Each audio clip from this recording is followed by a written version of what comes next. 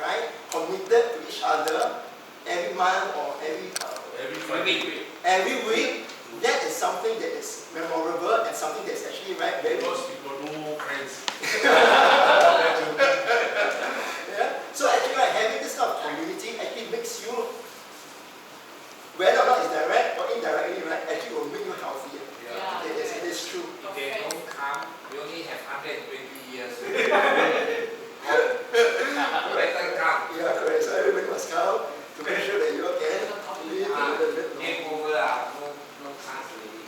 Don't come. Okay, so health span, lifespan, we spoke about it earlier. So unless there's any other questions, I'm not going to we move on. Is that alright? Does anybody? This is the statistics is average. So it's not accurate. As long as you make sure the baby survive, then your life expectancy will keep going up. Because you die young, then drop, mortality rate drop. So it's not accurate. In a developed country, where let's say water is clean, people live longer. So your life expectancy suddenly go up. But if your water is quality is no good, the children die young, then life expectancy drops. So because they take average. So for life expectancy, we are talking about how many mortality, how many person die per 100,000 for this year. So it is about how many people die. Not we don't really bother about. Do they take the average? No, it is basically how many people die over a period of time. Mortality. And we. There's a reason why. I mean, during the COVID time, the mortality rate Went up. dropped. Yeah, went drop. Drop lah, then after that it will go up. The next year it will go up. Because those who die already. So the statistics is relatively clear, and that Singapore mortality rate, in other words, how the age that we die, we actually die we actually live very long. But how these statistics is the more, or is it the average different? Median. Median not accurate really. Actually, median it's. So somebody died 1 year old, then you track now the Yeah. So which is why ours is very high. In other words, we are actually very high because we don't really have people dying very young. Yeah, you get what I mean? There's a law of large numbers. Because the more people you. Okay, fair enough. You can say that Singapore has got very small population as well. That is possible. Yes, that is possible.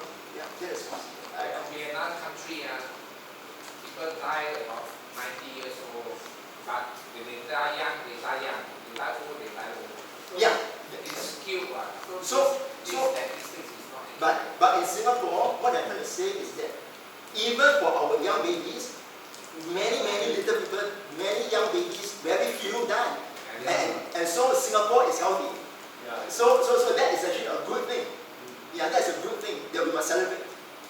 Yeah, that we must celebrate, right? So our babies die young, very little. Very little people die young, which is a good thing. Right? Which is a good thing. Then in hospital, they drag for another 2 years. Your mortality rate will go up 2 more years. That's like Which is why. Very good. Good question. So very good. So which is why today I am not so much focused about lifespan. I am more interested about our health span. Because really, it is really about the quality of life and not about how long you live. I mean, I'm not interested about how long I live if my life is going to be terrible. Then the statistics, you use lifespan. Just like No, I showed you health span and lifespan to show you that we need to focus on health span. The reason why I showed you these numbers, the reason why I showed you these two numbers is not to say that say, and particularly I want to say it again, in case that I got it mixed up, we should all focus on health span.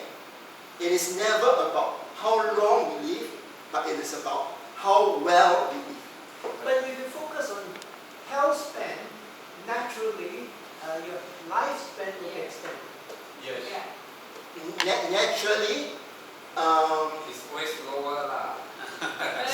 so right, if your health span is very high, it will naturally lead to a longer lifespan. But it is not converse. Yeah. It does not mean that just because you live very long, your quality of life will be good. That doesn't make sense? So today we are really talking about your quality of life and how long do you want to live. That quality. How they get the statistics of this health span? So health span, it is a very, very... Until they can stand up this. So right, statistically, there are certain things that a person needs to be able to do to be considered as so-called healthy when it comes to health Or span. is it the 5 things that they cannot do? No, it's the things that they can do, not the 5 things that, I know what you're talking about the things that they cannot do. It's not about, it is not about the ADL. It is not about the ADL. The ADL is the 5 things that you cannot do, right? So when the lifespan ends, under what definition, like health span ends? So right, the minute your health span ends is when you are unable to have a good quality of life. How do you define the quality of life? That one really different. So this is a very good question. Different countries have different definitions at this point in time when it comes to that definition. So there is no international standard when it comes to so-called quality of life when it comes to health span. Everybody in the world is still trying to figure out what is considered as a good quality of life when we talk about health span. But it is something that we should think about. Because it is not about how long we live, but it is about how well we live. So like Stephen Hawking, health span ended long ago. But he's still professor. So Stephen Hawking. for Stephen Hawking, How do you measure? I would challenge you and to say that actually even though he is bedridden, but his quality of life is actually pretty well managed. Because like he was still able to contribute, make a lot to society, and he was still. Did you see him going partying with Jeffrey Epstein? You never? Donald Trump. Not Donald Trump. Stephen Hawking actually went to Jeffrey Epstein's Party. party. Still can, man. Still get, that's what I said. Quality of life, right? Yeah, exactly. Quality of life. Yeah. So the definition is very. Which is why which is why the definition right now worldwide is still not very strict. It's still not very strict. But as long as we understand what it means, alright. So today it is really about understanding the difference between health span and lifespan. Health span is really about quality of life, and then lifespan is really about how long we live. We want to focus on the quality of life, the health span. Alright? Is there any other question? Like I said, I think today is about education, so anybody with any questions, please go ahead. Can I move on? Okay. Alright? Okay, so what can we do to have a better health span? Alright, so what are the things that we can do to have a better health span? Alright? The first thing is about metabolic flexibility. Now this idea about metabolic flexibility, to make it very simple, alright, metabolic flexibility is a scientific term, but I just want to make it very easy to understand. Alright? Good metabolic flexibility means that the minute you eat your food, the food that you consume is usually being broken down by glucose, right? Carbohydrates, right? We use carbohydrates for our energy, right? We eat our rice, we eat our pasta. The energy that we consume is basically using the food that we eat is using carbohydrates. After 2 hours, the food is already digested. Where does the energy come from?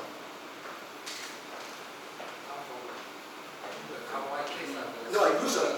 Because when we eat, when we eat the carbohydrates, right, it is very quickly used up. Carbohydrates, right, is a source of food, is a source of energy, that is very quickly used up. So after we eat, 2 hours later, the energy that you need to be used, that you need, where does it come from? Fat. Very good. Alright, when you are able to do that, that is called metabolic flexibility. Your body is able to convert it immediately. In other words, right, your enzymes, your body is able to say, okay, no more carbohydrates, I am now going to go to my fat storage. That is healthy. That is called metabolic flexibility. We don't have this problem. All are very fat. So we define a Planet shoe, right? If that's the case, are you really metabolic flexible? Because a lot of times, the minute 2 hours later after the food, the minute they feel hungry, most of the time, right, what people do, especially right, modern society, everybody go into drink their coffee, sugar, all right, eat their snacks, sugar, eat something. In this group, everybody is like teh o kosong or kopi, si kosong or Milo kosong. All kosong are no soup. Only one anointing. The rest all kosong. Okay, but other than that, the food that you eat, I mean, do you like continue to eat food? So right, the food that you eat will also in a way consume carbohydrate. So right, if you keep continuing to produce carbohydrate, right, your body will say that, right, I need to break down carbohydrates continually. And then, right, ultimately, right, your body will become what is called metabolic metabolic inflexibility. And when that happens, that is actually not very good for our body. In other words, your body don't know how to burn fats. Your body needs to learn how to burn fats. Because right, if your body don't know how to burn fat, then too much fat in your body also no good. Right? You know the reason why, right? How do we know that our body knows how to burn fat? So naturally, when we are young, right, our body naturally learns that immediately after carbohydrates, 2 hours later, it will then start to burn fats. It is only that in modern society, everybody immediately, the minute they feel hungry, they start to drink their coffee, they eat their snacks. So once that habit starts to happen, then the metabolic inflexibility starts. So this is generally a modern society problem, a first world society problem. Is it a habit or is it a functional problem? It's a habit. It's a habit that leads to a functional problem. So that's why US have many couch potato. Yes, correct. So I thought it's a health problem, it's not a habit. It's a habit that leads to a health problem. Does it work this way? If you're hungry, we try not to eat and let it burn the fat. Yes, correct. So that is the philosophy that everybody in this room, I hope, at the end of the day, should encourage yourself and should encourage one another. Yeah? Just because you are hungry doesn't mean that you need to eat. That's why there's the 168 diet. What's the 168 diet? Sorry. So they will say you only have 8 hours to eat, Ah. and 16 hours. Okay. So that hungry. is called the intermittent fasting. Yeah, Intermittent fasting is a good strategy to use. Yes. intermittent fasting is a very good strategy to use. You mean eat for 8 hours? No, the window of eating only 8 hours. You can only eat between, so right, 6 hours, and then right, the rest of the time, right, you can only drink. So right, that is what intermittent fasting. Second one, yes. Many of this fasting thing, after you stop, your weight will come back. Okay, the bouncing back, right? Yeah. Okay, It's so it's a habit again. so when it comes to intermittent fasting, I believe intermittent fasting only works if it's a lifestyle. If you are thinking of it like, okay, I'm going to do this for 1 week, and then going back to my original kind of diet, then it won't work. Intermittent fasting has to be a long-term lifestyle. Then it very, very helps. It is something, like I said, right, it's really a lifestyle. It is not something that you do for this week and then next week, I throw it away. 1 month in a year. No, also won't work. Also won't work. You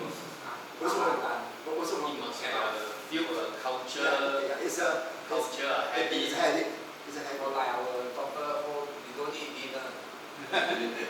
Lunch. Don't eat lunch or don't eat lunch. Lunch. I don't eat lunch also. Breakfast and dinner. But my breakfast is very minimal. Breakfast is very heavy. I eat everything. Supper also later. Okay, functional movement. Functional movement is about the fact that, like we said just now, everybody should be moving. Again, I'm not asking everybody to go and do your high rocks. I'm not asking everybody to do your Spartan race. I'm saying that everybody should be active. Alright, active means that you should be doing something, engaging in some activity. Alright. Sleep is important. How many hours of sleep should you be having? 8 hours. 7. 8, 7. The number sounds good, but the answer is wrong. Okay, normally I Fine. just sleep until I wake up. Okay. No alarm clock. Like I said, the numbers are good, it's correct. 8 and 7 is the correct number, but the answer is wrong because it's not about the number, it's about the quality of sleep that you need to have. Alright, who said deep sleep? Yeah, deep sleep is the key thing. Alright, you need to go into deep sleep. Deep sleep for at least about 1.5 hours. Also, you come back to hours. Is it? You still back to hours. Yeah, correct. So it is very important to have that deep sleep.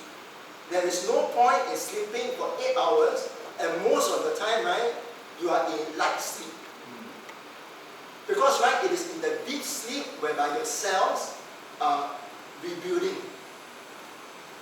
If you are in light sleep all the time, in other words, right, if you sleep and then wake up, sleep, wake up, sleep, wake up, like that's light sleep, you actually, right, your cells are not rejuvenating. Yeah, they're not repairing. I think it will. No, So your body don't move. No. I'm just being very frank. I'm just being very frank. Your body, your cells only start to rebuild when you are in deep sleep. That's only the brain. No, your entire body. Operate as a chemistry. Your entire body. It's a chemistry lab. Whether deep sleep or light sleep is in the brain. No, it's not true. We all want deep sleep, but where to get deep sleep? Correct. Okay, so that is the question. That is the Where to get? that is the most important question. Sleeping pills. So now the process of sleep is very, very important. So once you fall into sleep, you go into what is called the first phase, which is the light sleep. And then it goes into the deep sleep. Alright? From light sleep to deep sleep is usually about 1 hour, 2 hours. And then it goes into deep sleep. Now, the question is, how do we move into light sleep and force it into deep sleep?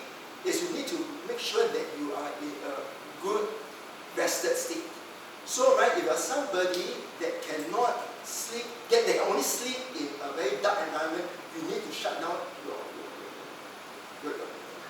curtains and all heights, right? If, and then again, different people will require different things, right? If like music actually helps you, that you can continue. Some people like music cannot help, right? They don't do that, right? For me, I use magnesium. Magnesium is not a sleeping pill, but magnesium helps to in a way calm down the nerves, and then it helps the sleeping a bit easier. Again, like I said, magnesium is not a sleeping pill, but it helps to bring our sleep easier and build it into sleeping state faster and longer. Yes, sir. Let's say tomorrow morning I get up. How do I know I have deep sleep? Very good question. So you know that you're in deep sleep, right? When you wake up and you feel rested completely. You feel rested completely. Sometimes you wake up and you feel that, wow, I'm still very tired. After 8 hours of sleep, wow, I'm still very tired. That is light sleep. Because you spend most of the time, right, in light sleep. But the minute you wake up and you feel that, wow, I'm actually very refreshed. That's deep sleep. How about sometimes you get up deep sleep but you have dream? Then you see when you dream in REM sleep, REM sleep is not deep sleep. maybe you got dream means don't do deep sleep. Again, like I said, there is a phase. We go into REM sleep, light sleep, deep sleep, and then we bounce back into light sleep, REM sleep, go back into deep sleep. So there is a cycle throughout the entire night. Throughout the entire night, we have a cycle. So dreaming is good. Dreaming is good. Maybe you can dream 4D or Can also. Can also. Yeah. Dreaming is good. Can I ask you one question? What about afternoon nap? Afternoon nap is good. So we just said earlier, right? People in Greece, they do afternoon nap. Afternoon nap is fantastic. how long? 1 hour? What? That's your traditional max now. You give me half an hour. Yeah. Half an hour, 1 hour is good. Oh, Yeah. that's after lunch before lunch. No, the traditional max now. So like I said, right, people in Greece do that all the time. So yeah, that's a good habit. My yardstick is sleep until you wake up naturally. Don't use alarm clock. Can Because also. you got to work, there's no choice. Can also. I Yeah. don't need to. Darren, Yes. in senior like us, we usually sleep and then for 1 hour and then wake up. One way that I get around it is to sleep late and then probably wake up late as well. But it makes up about 6-7 hours. Is it okay? Because TCM they believe that 11 o'clock your body cycle, detox. So that means if I sleep late and wake up late, is it okay? Yeah. So this, what time do you sleep? 1-ish, And sometimes you wake up at 9? 8, 9. At 8, 9. And when you wake up, do you feel refreshed? Yeah. Okay, so I think that is the most important. The most important is that you feel refreshed. Because if you wake up after 8 hours, but you still feel very, very sluggish, you feel very, very tired, and you feel that you have to sleep again, that means the quality of sleep is no good. But TCM believe that at 11 o'clock your liver is starting to get So again, that is their philosophy. Which I'm not very, I wouldn't say that I'm very clear about, and I don't really believe much into it. So I'm not going to say much. But based on the evidence-based kind of medical facts that I have, it is really about the deep sleep, that 7-8 hours that you need. But you need to be sleeping under the dark. It means that you cannot be sleeping bright light, because light basically makes you hard to sleep. But some people are different. People at the doctor, I have different hours. Yeah. So in that situation, The best time to sleep. yeah. So for people with that kind of industry, it is quite difficult to have that kind of deep sleep. I agree. That's why those factory workers on the second shift or third shift, they have a lot of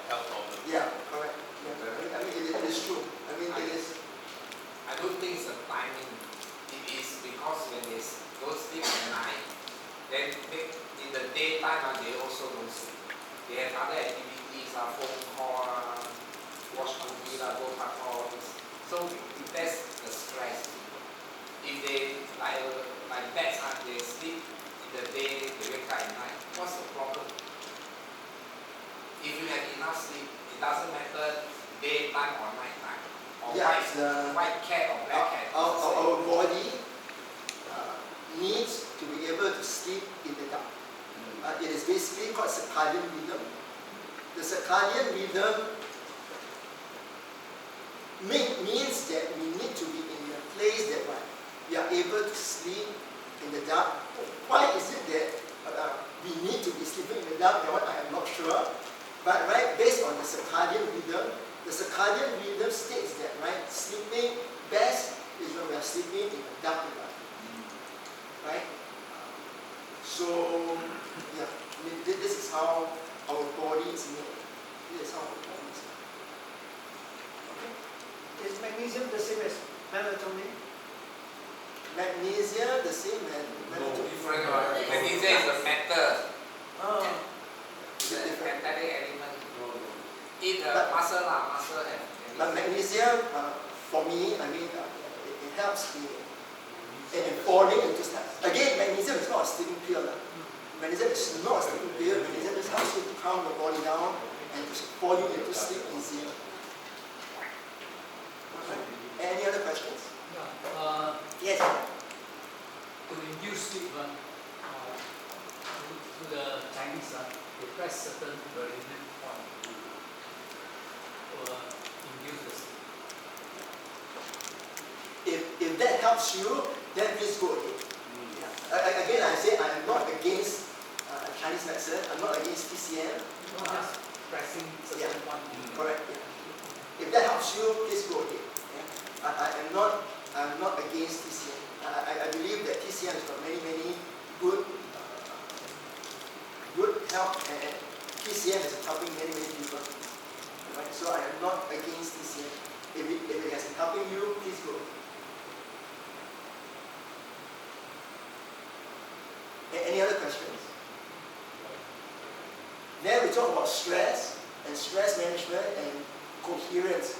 So when it comes to stress, is stress good or no good? No good. Good. A bit okay. So one say good, one say no good, one say a bit no good. No, anything that don't kill you make you stronger. Stress is you eat chili, all this is stress. You kill the bacteria inside your guts that cannot survive the chili. That will make you stronger. Alright. So today we talk a little bit about science. When it comes to stress, alright, there's a difference between stress and coherence. Alright, so this is a bit of science today, okay? Alright. When we talk about stress, we are referring to scientifically something that is not so good for our body. Basically our body is undergoing some kind of fight and flight mentality, which usually is not good for our body. Coherence, on the other hand, means that you may be in the same situation, but you are in a very calm state. That is coherence. Then that means, you may still be in a very difficult situation, but you are thinking of things and responding to things in a very calm and Under control. under control. That is coherence. So that is what you need in a better way, in a better state as to how you should be living your life. And then after that, we'll be talking a little bit about what kind of supplements that we should be looking at, genomics. Right? So far, at this point in time, everybody okay? Yep. You are talking about stress and coherence in the mental sense. No, stress and coherence in the body. So today, I'm not just talking about the mind, I'm talking about our body as well. Our body. Because stress can come in different forms. Correct. You walk also is a stress to the muscle. Correct.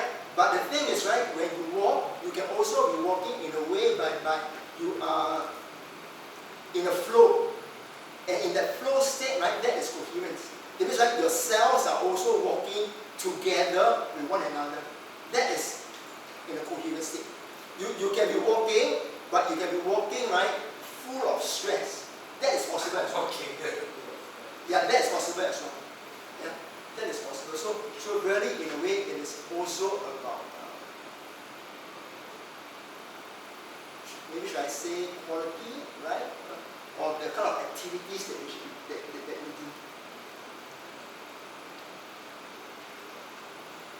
Okay, so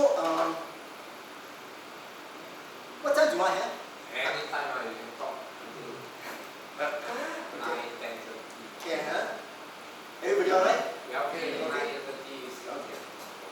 Okay, so couple of things that we were talking about. So now we will talk about our biochemistry. So biochemistry is basically the markers that we look at when we go and do a blood test. So everybody does a blood test regularly,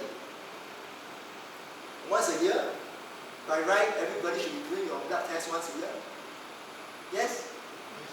Alright, huh? Alright, so I think at our age here, everybody should be doing your annual blood test. And in your annual blood test, what are the things that you should be looking at? Alright, so I'm just going through some of the key things that you should be looking at for you to be aware of. Alright? Doctor, you're a medical doctor as well. So I'm sure many of these things. Let me know if you disagree. Okay. Now the first thing is this thing that's called the HbA1c. So it is really about our glucose level. So when you take your blood test, there is this thing that is called the random